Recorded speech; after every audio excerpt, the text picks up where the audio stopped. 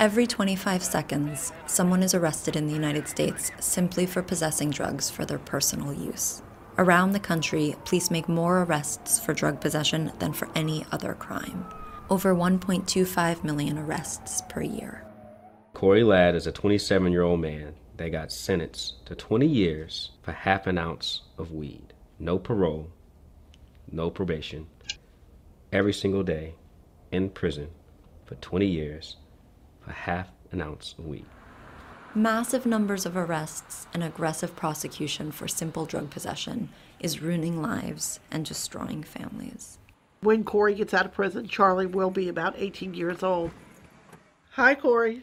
I was just talking about how you miss out on the little things of Charlie's life. I definitely don't think it's fair whatsoever. You know, I wasn't hurting anybody but myself, and I don't believe that I should be taken away from my family for 20 years for it. All U.S. states and the federal government criminalize possession of illicit drugs for personal use.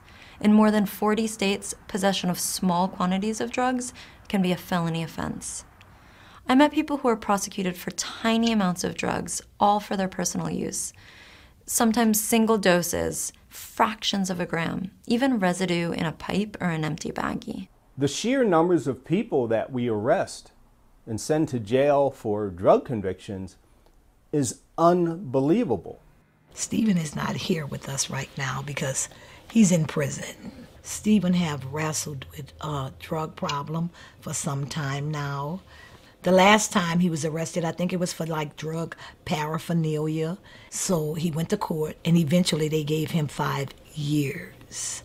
Stephen was, at one time, he was the provider. His not being there has definitely impacted, you know.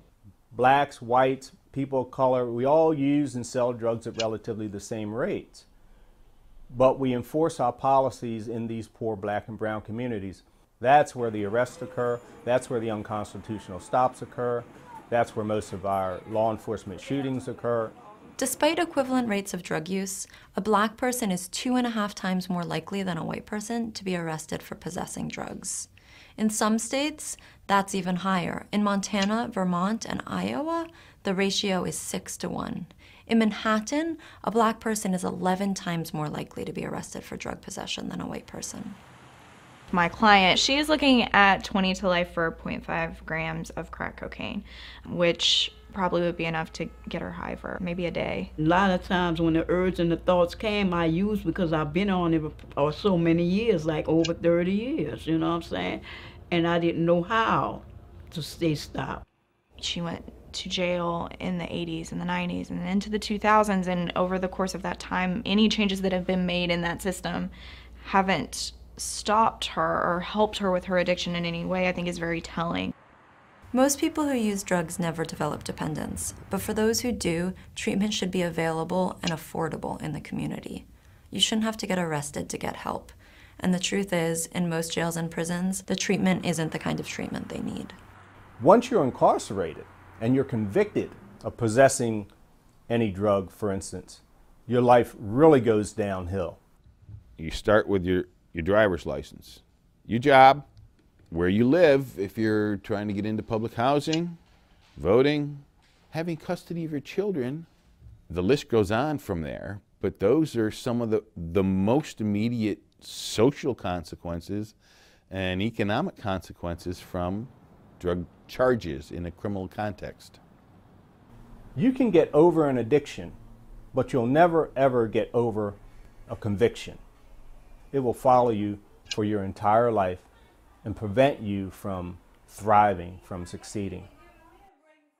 40 years after the war on drugs was declared, rates of drug use have not gone down. Instead, countless people have been funneled into the criminal justice system at enormous cost to them, their families, and the U.S. taxpayer. These are people that could be very high, well-functioning members of society. They can be mothers and fathers. They can have great jobs out in the world and contribute, but instead they're just sitting in jail because nobody was willing to give them the time of day and help them even when they're asking for it. In my opinion, it is not justice. The definition of insanity is to keep doing something over and over again and expect a different result. So maybe we should try something different. It is time to decriminalize the personal use and possession of all drugs.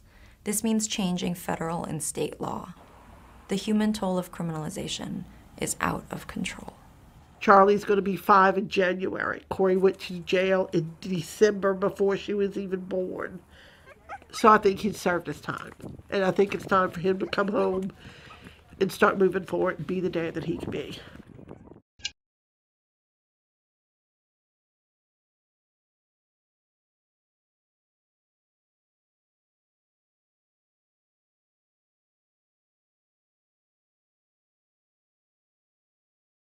Cops arrest more people for pot than all violent crimes combined. Blame lack of resources. In the years before the war on drugs was declared, police in the U.S. solved 90% of homicides. Now that number is as low as 30% in cities like Columbus, Ohio. By Rachel Blevins, August 28, 2017. Police in Ohio are blaming a lack of resources for the fact that unsolved homicide cases greatly outnumber the cases that are solved, yet they seem to have the resources to arrest thousands of suspected cannabis users. The failed war on drugs is alive and well in the state of Ohio, where an average of over 20,000 people are arrested on charges of cannabis possession each year. While the Drug Policy Alliance reported that around 30,494 people are arrested for drug-related offenses annually, the National Organization for the Reform of Marijuana Laws noted that the majority, or around an average of 20,453 arrests, are for cannabis possession and sales. While Ohio legalized cannabis for medicinal use in 2016, it has taken over 1 year for regulators to finally start to formalize how and where pot will be grown and available to medical patients, which means that patients will just now start to see a difference. However, despite the fact that they seem to have plenty of resources when it comes to arresting and detaining nonviolent offenders, police in Ohio are blaming a lack of resources for the fact that the number of homicide cases they solve continues to decline. According to a report from the Columbus Dispatch, while over 80 people have been murdered in Columbus, Ohio, in 2017, police have made arrests in just 22 cases, with 5 cases being solved through exceptional clearance, which occurs when the killing was self-defense, or the suspect dies. This puts the city at a 34% clearance rate for the year. Advertisement. Read more. Third study in just 5 months, proves once again, cannabis annihilates epilepsy in children. It does appear homicide clearances are becoming rarer, Thomas Hargrove, chairman of the Murder Accountability Project, told the Dispatch. I'm afraid Columbus is joining a number of cities where most murders go unsolved. The homicide clearance rate is calculated by dividing the number of homicides that are cleared or have suspects that are charged by the number of homicides that are recorded. While the national average for homicide clearance rate was over 90% in the 1960s, it declined to around 64% in 2015. Detectives cited in the report from the Dispatch listed a lack of cooperation from witnesses in communities, a double-digit spike in homicides, which has only taxed limited resources, and the turnaround time at the lab as reasons from the declining clearance rate. Hargrove insisted that more homicides will be solved when there are more resources, mainly detectives, and said that cities such as Columbus has struggled financially, and the detectives they do have, are spread too thin as it is. While there has been a recent increase in the murder rate in Ohio, the overall question remains, how did police in the United States go from solving over 90% of homicides in the 1960s to around 60% today, with cities like Columbus solving as little as 30% of homicides? It was not a change in resources, it was the introduction of the drug war. Former President Richard Nixon declared the official start of the war on drugs in June 1971. America's public enemy number 1 in the United States is drug abuse. In order to fight and defeat this enemy, it is necessary to wage a new, all-out offensive. I have asked the Congress to provide the legislative authority and the funds to fuel this kind of an offensive. This will be a worldwide offensive dealing with the problems of sources of supply, as well as Americans who may be stationed abroad, wherever they are in the world.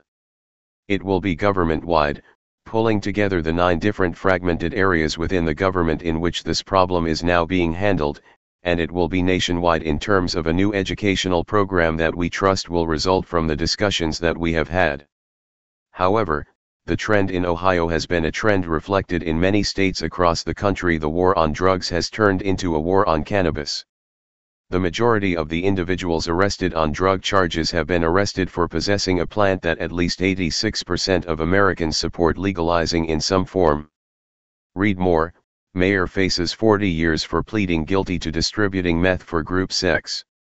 Around the country, police make more arrests for drug possession than for any other crime, an ACLU and Human Rights Watch report found last year.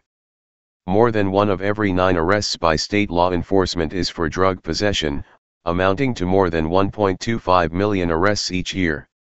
In fact, police make more arrests for marijuana possession alone than for all violent crimes combined. Aside from caring more about arresting people for a plant than catching a murderer, cops also make arrests disproportionately among race. According to the report, in spite of whites and blacks using drugs at the same rates, black adults are arrested 250% more than their white counterpart for drug possession. As people literally take to the streets to oppose systemic racism, unfortunately, most of them aren't pushing for the one solution that would have the biggest effect on stifling it: end the drug war. The Free Thought Project has provided in-depth coverage of stories that show the true power of cannabis, such as a groundbreaking study published last month, which found that cannabis can stop HIV from becoming AIDS, a study that confirmed that the majority of cannabis users give up prescription opiate medications, and a study that confirmed that cannabis has a significant effect on killing cancer cells. As states like Ohio find that the number of unsolved homicide cases greatly outnumber the cases that are solved, it makes you wonder what more could they accomplish if they were able to use their resources to track down violent murder suspects, instead of wasting them on nonviolent individuals who are found in possession of a plant. Read more. Court rules shooting up skirt pics of women is legal in public still throws you in a cage for pot.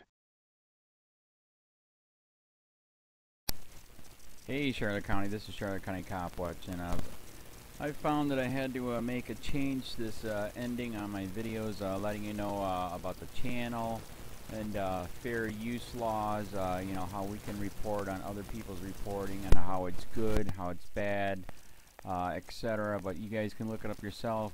It is legal. It's in there. But like I've told you before, that I've been cut off from making money on YouTube for 4 years. It's really weird, bizarre, but they cut the money off, but they said you can keep the channel, and now YouTube makes all the money. And if you get bored, plug it into Social Blade website, and you'll see that they are making a huge amount off the site. Right now it's at 63 million views, 53,000 subscribers, almost 3 million views a month. You know, trying to wake people up, and I make nothing. In fact, I got a customer that's ex-congressman. He said if I could ever find a lawyer, sue YouTube on it. But because this is nuts, 4 hours a day, and to save America. You know, but at the same time, it's worth it. Look at what our founding fathers did. They died for this country. So, but getting back to the money part, this is why I'm redoing the video. Is my dream of everyone giving $1, and it's going to be $53,000 a year, or if they did Patreon, which you know, can be monthly. That is not working. That'd be great if it did. Nothing is perfect. And I appreciate the people that do donate, you know, what they can on PayPal, and there again, I'm letting you guys know that is not much. Is, you know, monthly is, oh my god. So anyways, yes, you cannot live on it. It's very, very, very low amount. But the dollar things, I do appreciate that. But when I first said everybody give $1, that's not working. I'm just letting you guys know it's, yeah, that's that dream. Everybody gives $1. 53,000 subscribers, it's not working. So yes, if you can give more than that, you know, I appreciate it. Like I said, you know, I'm in a unique situation where, you know, we're already debt free, and I'm not rich, but with the little business that we have, I am able to do what I am able to do, 45 hours a day, you know, letting you guys know what's going on. In 4 years, I've did the whole thing myself, 12,000 videos on there. I literally get emails where people are like, holy crap, I never knew it was this bad. And it is this bad, and it's getting worse every day because we have the internet, we have cell phones, we have cameras everywhere now, and it's just disgusting what's going on. And then, as you guys know, too, we got Trump, we got Jeff Sessions doing a war on drugs, and now he wants to go after the forfeiture laws again. It's just unfreaking real. So, if you can give more than that dream of everybody giving $1, yeah, that old video, that's not working. They're not, they're just not. So anyways, if you can give more than that dream is not working. Hardly anybody is giving. There you go. So that's why I'm remaking the video. If you can give more than that would be great. And there again, like I said, the Patreon's there. There is some people on there that are starting to give, but there again, it's very, very low. And like I said, I don't want to get rich off of that. I'm going to keep doing what I'm doing because, you know, it's still so stinking corrupt. It's not even funny. My court case that I'm going to be paying out of my pocket myself with Charlotte County's coming up. They illegally looked me up and then posted all my information on LEOAFFAIRS website. They basically doxed me, however you want to say that. I forget what the word is, and they outed me, man. And that information on that site went out to 500 sheriffs, deputies, people that work at the jail, etc., etc., etc. So, yeah, it is very, very scary, but we're going to do a federal case, 1983 case, violating freedom of speech. We have 17 cameras in the house now. We got 2 cameras in the car. I always carry a camera plus a cell phone. A lot of people are highly recommending I get a vest now. If I could, if the wife would let me, I would run for sheriff. We are trying to push the thing nationwide right now. Where just to mix it up and to get the topics out there is register to run for sheriff, NPA, no party affiliation, as a write-in, and that is completely free, and you can participate in the elections. And there's a lot of stuff. We got a guy, James McLinnis in Pinellas County, Tampa, who almost won. He experienced the corruption himself. The story is unbelievable. Look him up. It's mind-blowing what they did. It pissed him off. He is very, very smart. He has way more money than I did. He ran for sheriff at the last 3 months last year in 2016 and almost won. He got all of the black vote. And the reason why he did that is because he ran in, I will not bust, we're in Florida, I will not bust anybody for weed anymore unless it's an ungodly huge amount, like pounds. And then he also ran in, no more victimless crimes, no more of this freaking road pirate bull crap. And then he was going to cut the budget by 30%. And when you think about that, you can. If you stop the road pirates, you can get rid of a bunch of people. Gone. So, the wife has been saying, yes, I can, yes, I can't. So I don't know. We're trying to find somebody that can do it because I am busy doing this anyways. But, so I'm making a video, like I said, that $1 a month from everybody, you know, for 53,000 subscribers, that is not working. I'm just letting you guys know. Absolutely give way more than $1 a month. If you can, I appreciate anything.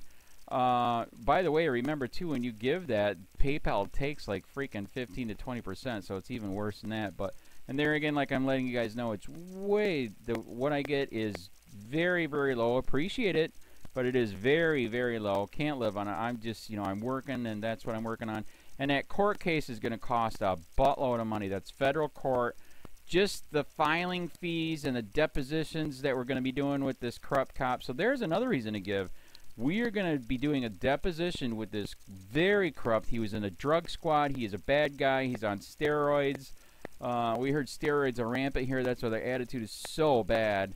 And we are going to get him on video, and it will be on YouTube. So that case alone is $5,000 just to bring it to court, and that's my money out of my pocket. So there's another reason to give, and give way more than $1 if you can. So keep that in mind. This is the new video, and I see, God, I talk a lot. It's already 7 minutes, but had to make it just to let you know the $1 a month remedy is not working. They're not doing it. So if you can give more than that, please. So thanks. Keep it up. Share, like, subscribe, tell your friends, send me your videos on corruption, and I'll post it.